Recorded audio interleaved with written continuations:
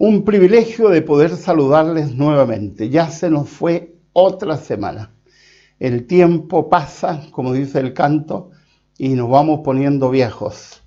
De todas maneras, gracias por estar, gracias por escuchar, gracias por visitar este canal. Quiero invitarlos, antes de que comiencen a ver el tema de hoy, a que se suscriban y aprieten la campanita para que pueda llegarles un aviso del próximo tema que saldrá. Todas las semanas estamos poniendo al menos 2 temas a la semana sobre una reflexión bíblica o algún elemento de salud mental o de familia, de matrimonio, etc. Gracias a todos los que nos saludan semana a semana. Y en forma especial quiero agradecer a quienes nos hacen preguntas, porque las preguntas sirven de retroalimentación para que lo que estamos haciendo de verdad sea efectivo. Gracias, porque sus preguntas nos ayudan para saber en qué cosas tenemos que aclarar y qué cosas tenemos que mejorar. Así que, por favor, no te quedes con tu pregunta, hazla, así podremos en algún programa futuro poder incluirla. Además, si algo de lo que he dicho no ha quedado claro, por favor pregunta, porque de esa forma podemos intentar aclararlo en programas de los que vienen. Nos está viendo muchísima gente de muchas partes del mundo. Gracias. Si te ha gustado el programa, si las reflexiones te agradan, no dudes en compartirlas con otras personas. Así la bendición no solo es para ti, sino también es para otras personas. Para quienes no me conocen, les habla el pastor Miguel Ángel Núñez, transmitiendo para todo el mundo desde España. Queremos reflexionar en la Escritura. Buscamos conscientemente la idea de quedarnos no en doctrinas, en teorías, sino buscar una religiosidad sana, buscar conceptos bíblicos que de un modo u otro contribuyan a que tengamos una mejor respuesta emocional, una mejor respuesta psicológica, un mejor vivir para nuestras relaciones interpersonales, etc. Yo creo firmemente que nuestra relación con Dios, de una forma u otra, contribuye a una buena salud emocional, pero una relación con Dios sana. Esta semana he leído el último libro de Boris Cyrulnik, Psicoterapia de Dios, un extraordinario libro donde por primera vez se muestran elementos científicos que prueban el impacto que tiene la religiosidad sobre la vida, pero lo importante que es de tener conceptos religiosos adecuados, porque si tenemos conceptos inadecuados, generamos una salud emocional de alguna manera alterada y que altera nuestros vínculos y nuestras relaciones. Dios es un Dios de paz, Dios es un Dios de equilibrio, Dios no es Dios de extremos, Dios no es Dios de condena, y es lo que queremos ver en el tema de hoy. Hoy día vamos a hablar sobre una mujer, pero no hablaremos sobre la mujer, sino en todo lo que rodeaba a esta mujer. Es importante señalar que la Escritura no nos dice todo. La Escritura señala para los que estaban recibiendo el mensaje conceptos que ellos sabían. El problema somos nosotros, que después de 2000 años tenemos que hacer una especie de arqueología del texto, al estilo de la expresión que usaba Michel Foucault, la idea de buscar, de rastrear en los conceptos para poder entender el significado de lo que ocurría en los incidentes. Hoy día vamos a hablar de un incidente que es mencionado al menos por 3 evangelios, en Mateo, Marcos y Lucas. Juan no lo menciona. Y voy a usar la versión de Marcos, Marcos capítulo 5. Y nos habla, dice que a Jesús, versículo 24, lo seguía una gran multitud, la cual lo apretujaba. Es obvio, no habían elementos para apartar a la gente.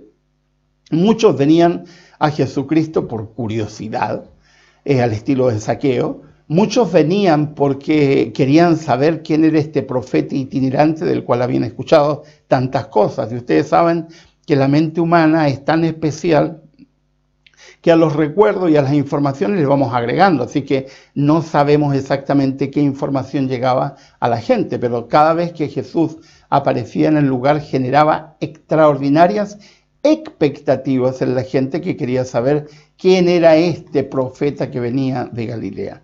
Así que la gente lo estaba apretujando, seguramente le costaba caminar entre la gente, porque todos querían verlo, tocarlo, no necesariamente por una cuestión de fe, sino simplemente porque es interesante ver a alguien famoso, y más en esos tiempos donde los pueblos generalmente no eran alterados por nada, salvo que llegara alguna autoridad importante desde Roma. En general la gente eran ambientes apacibles.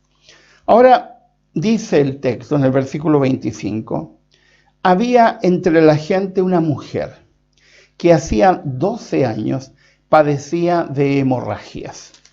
Lo más probable es que ella padecía de hemorragias vaginales. Probablemente tenía algún tipo de tumor o probablemente tenía algún problema con su menstruación que la hacía tener hemorragias continuas. No sabemos exactamente qué tipo de enfermedad tenía, ni qué condición fisiológica que tenía, pero sí tenemos que ubicarnos en el contexto. Esto es muy importante.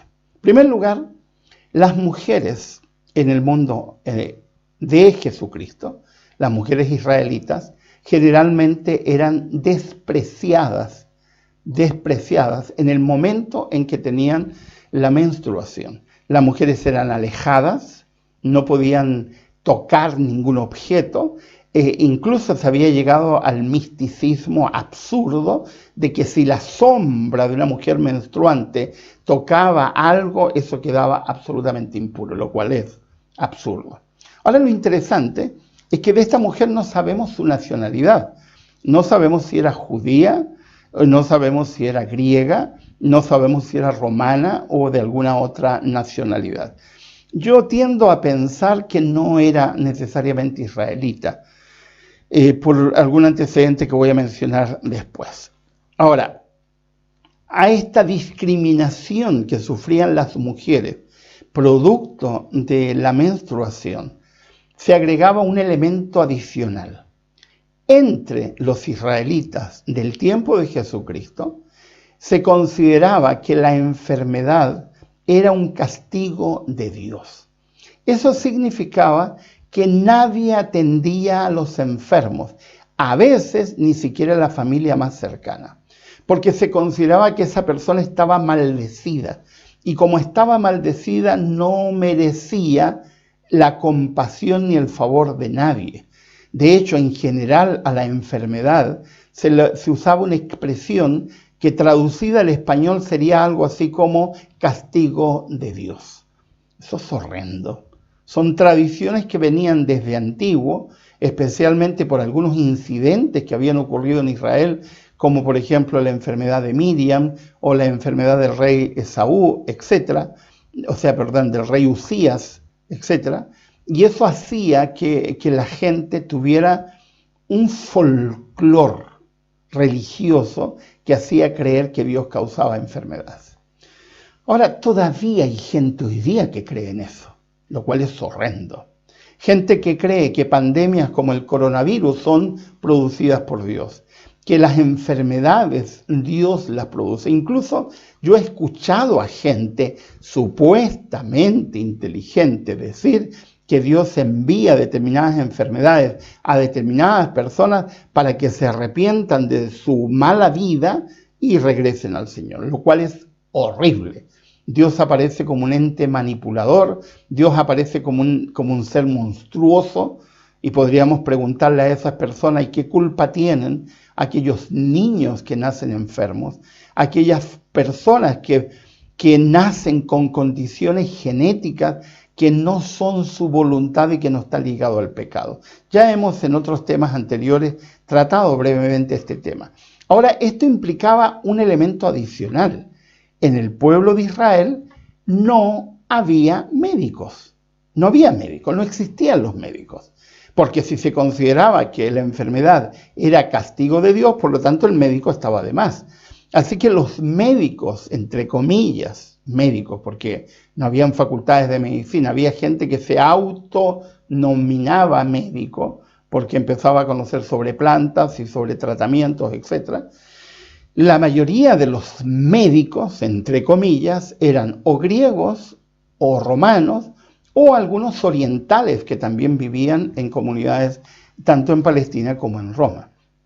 Pero en general los israelitas no tenían médicos. De hecho, en ninguna parte de la Biblia aparece mencionado alguien por nombre que practicara la medicina, salvo Lucas, que la Biblia dice que era médico a la usanza del mundo antiguo, que también curaban animales.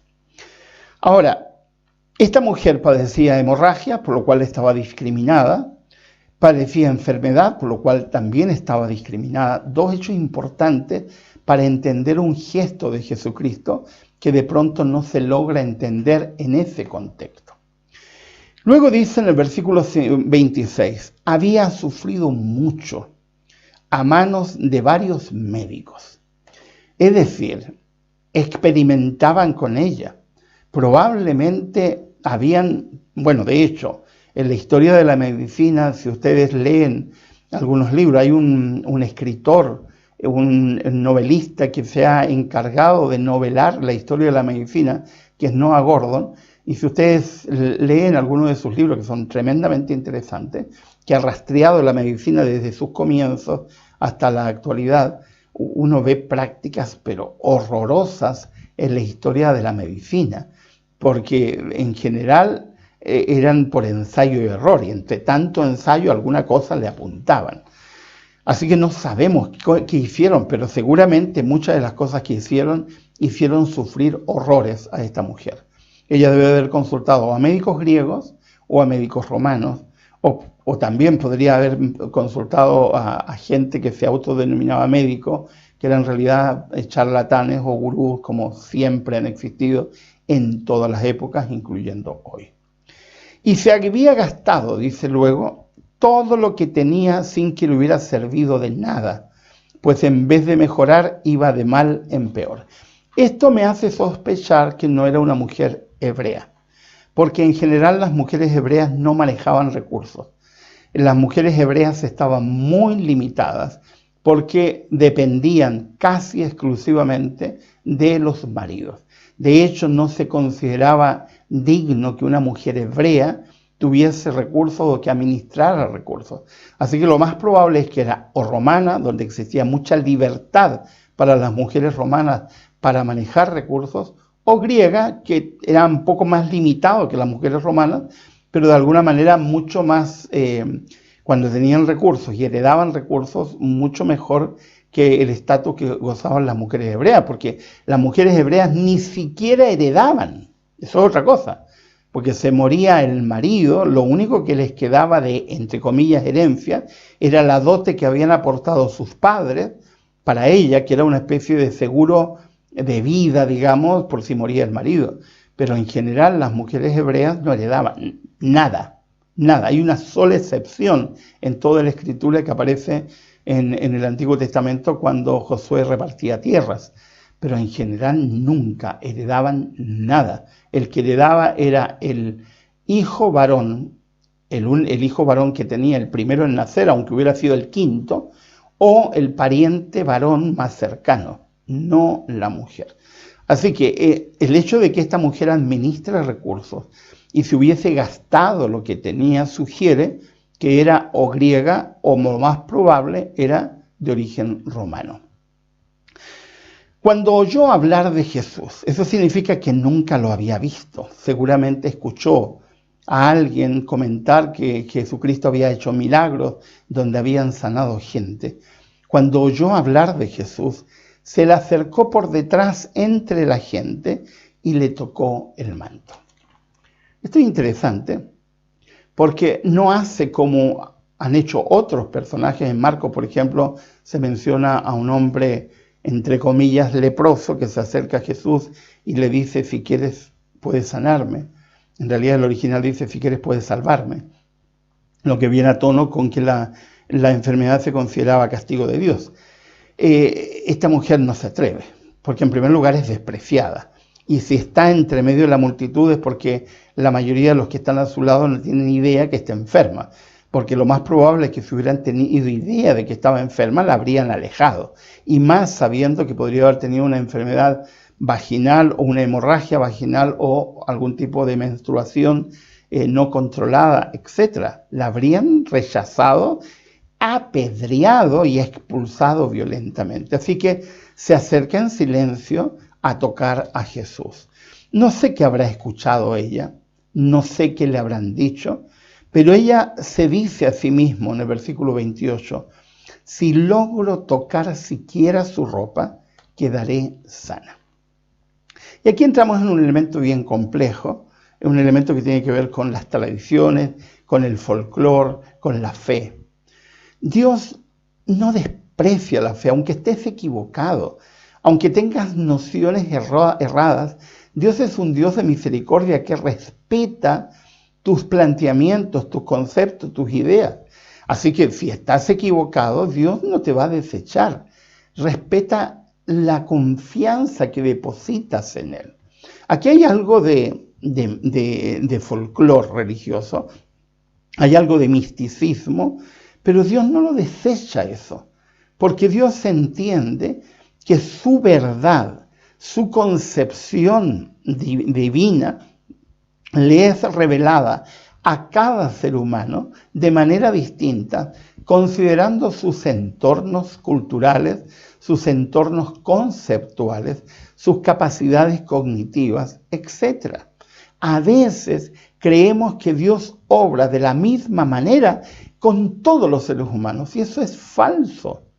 Dios se revela individualmente a las personas con sus características particulares. Un elemento en común que tenemos todos los seres humanos es que Dios tiene misericordia. Aunque ores mal, Dios te escucha. Aunque tu oración tenga un elemento de misticismo, Dios no te va a desechar por eso, porque Dios es un Dios extremadamente comprensivo. Por eso cuando la gente viene a decirnos hay que orar de determinada manera, hay que arrodillarse de determinada manera, hay que... Yo digo, un momentito, por favor, eso no es cierto. La Biblia no dice eso, además habla muy mal de Dios, el suponer de que Dios está sometido a ciertas prácticas folclóricas o a ciertas prácticas y actitudes humanas que son humanas, creadas por los seres humanos. Los seres humanos creamos tantas, pero tantas cosas.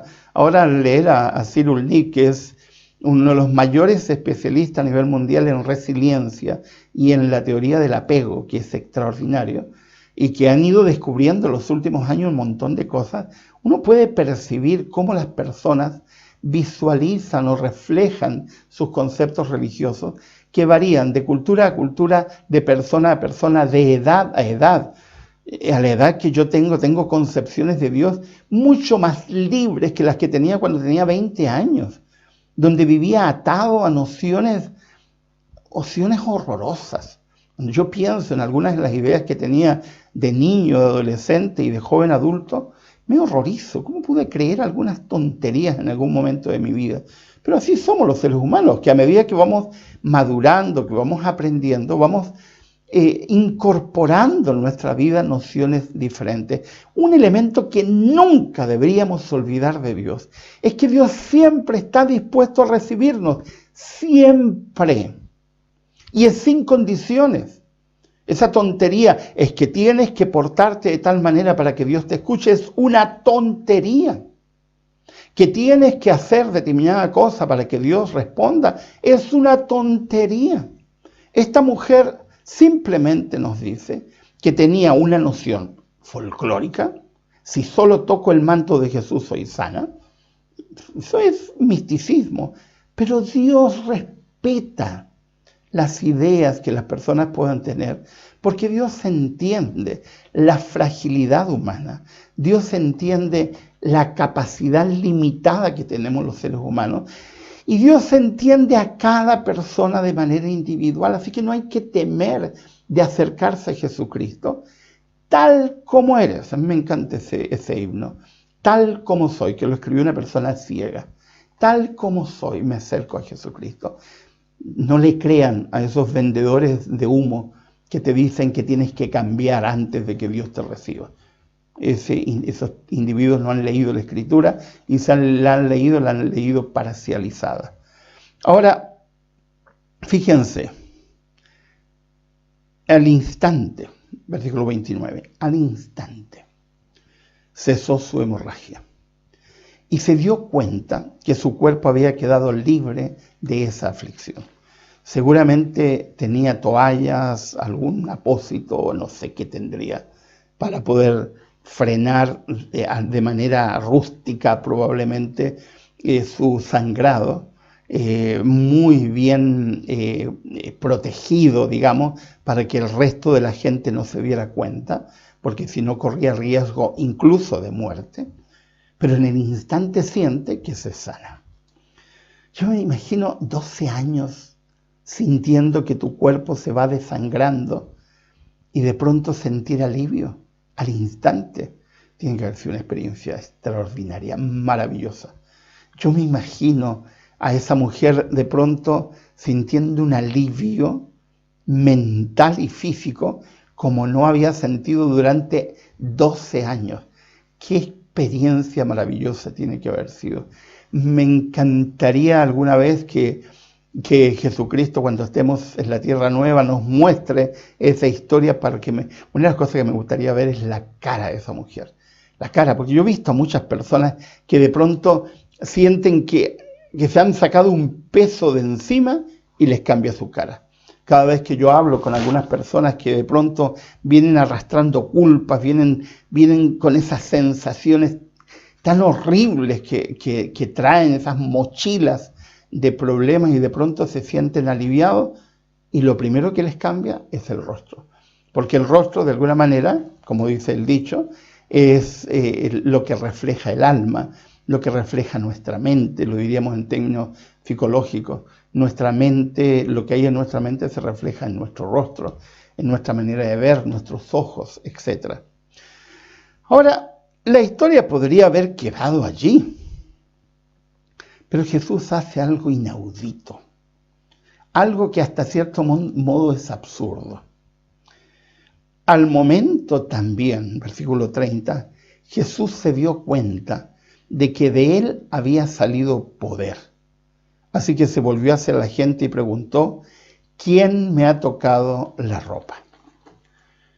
Eso es absurdo. Si comenzamos el relato diciendo que todo el mundo lo apretujaba, eso de quién me ha tocado la ropa no tiene sentido. Pero hay algo ahí, no sé cómo, porque no podría explicarlo en términos racionales.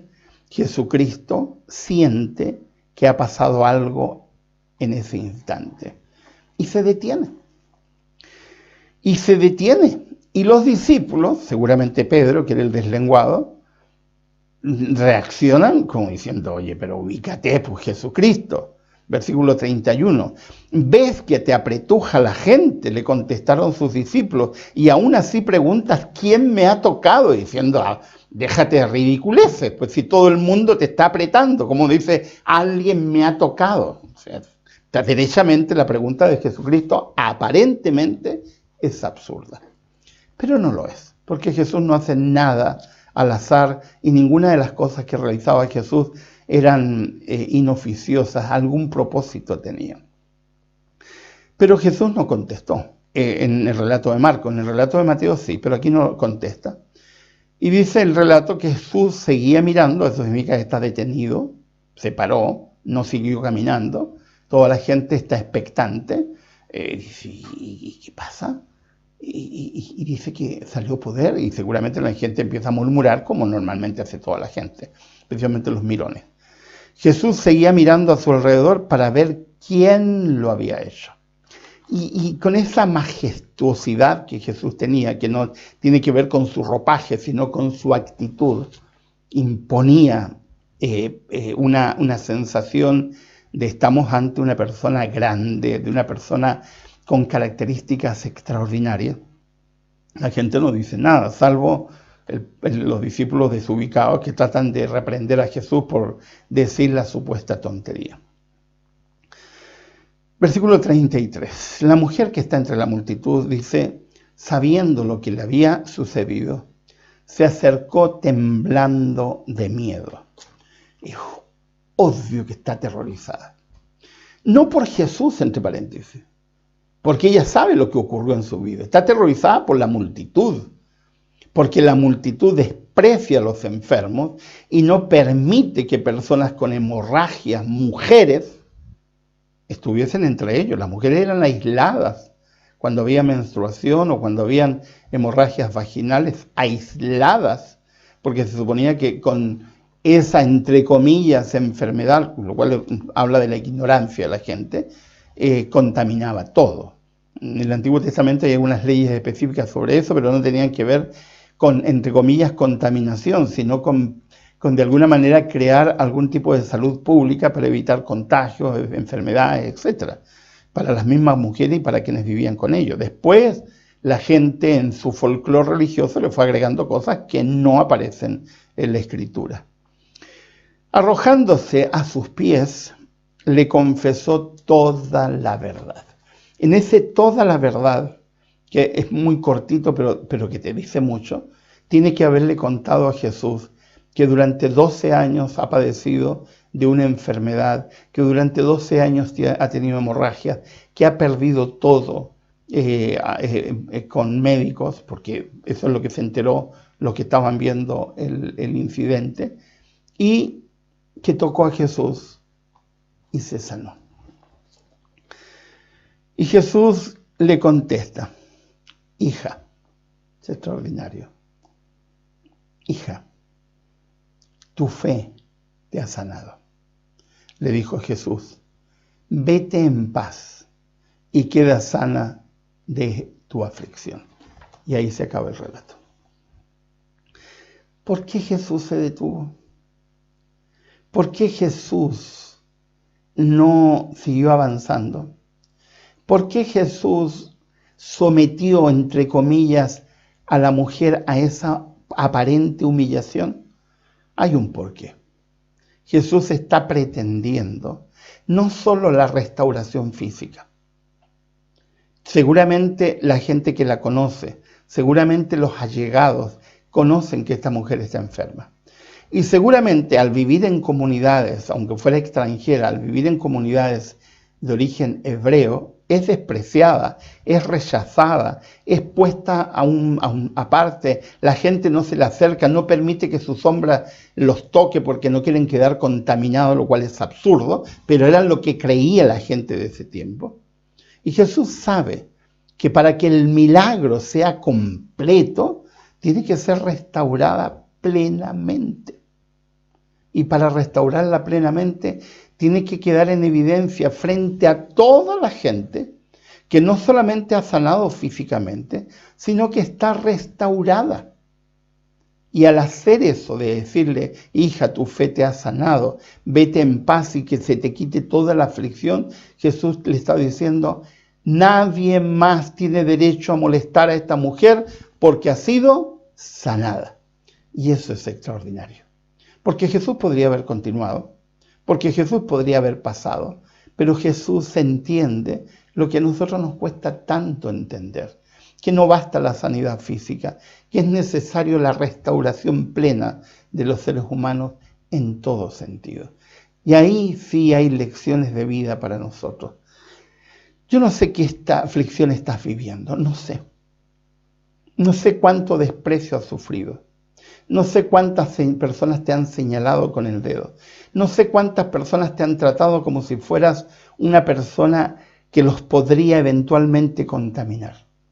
Ve a Jesús, toca su manto.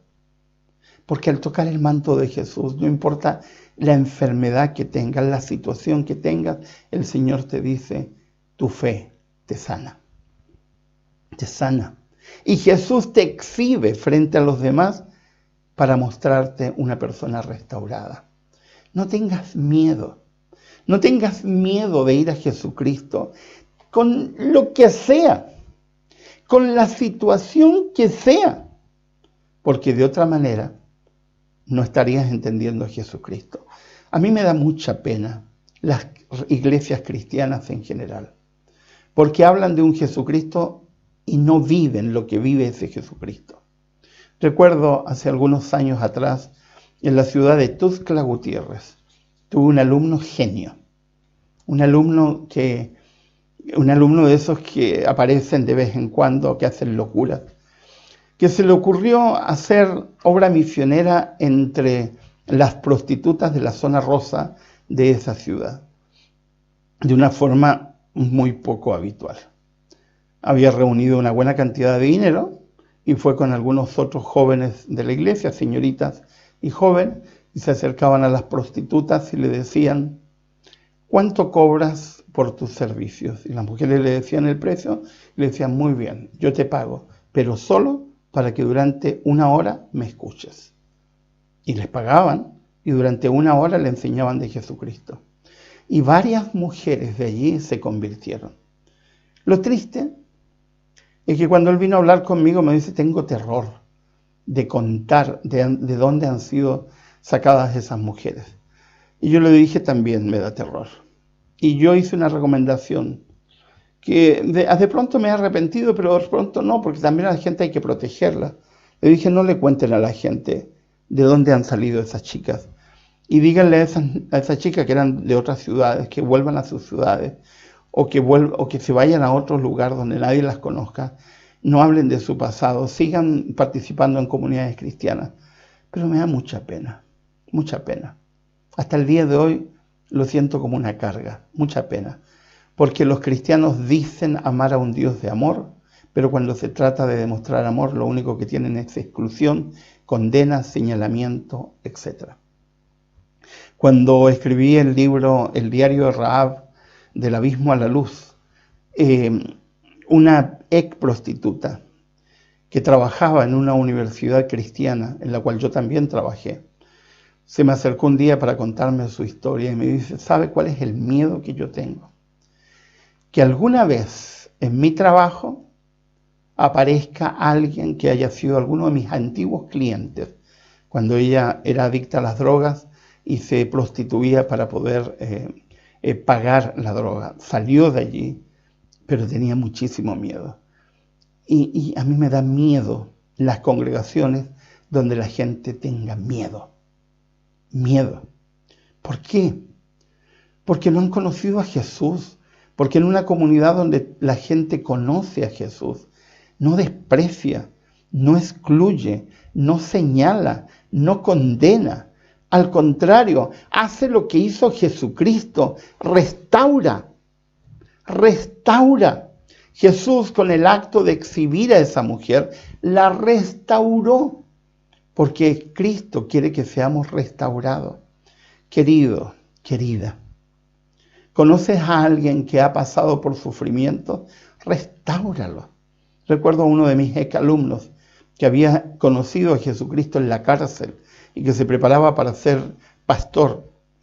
Él me dijo un día: yo nunca voy a ser pastor. ¿Y por qué? Le digo yo: porque la gente conoce mi pasado.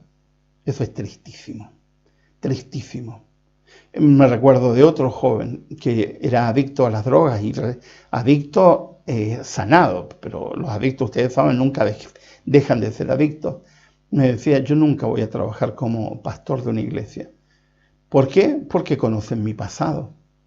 Me recuerdo de otro joven que había sido marino y que había tenido un hijo extramarital y luego se convirtió, y él nunca dejó su responsabilidad, pero él decía: el día que se enteren que yo tuve un hijo extramarital, se acabó mi vida en la iglesia. Yo me avergüenzo de ese cristianismo. Eso no es cristianismo. Eso es formalidad religiosa que no tiene absolutamente nada que ver con el Jesucristo que la Biblia presenta.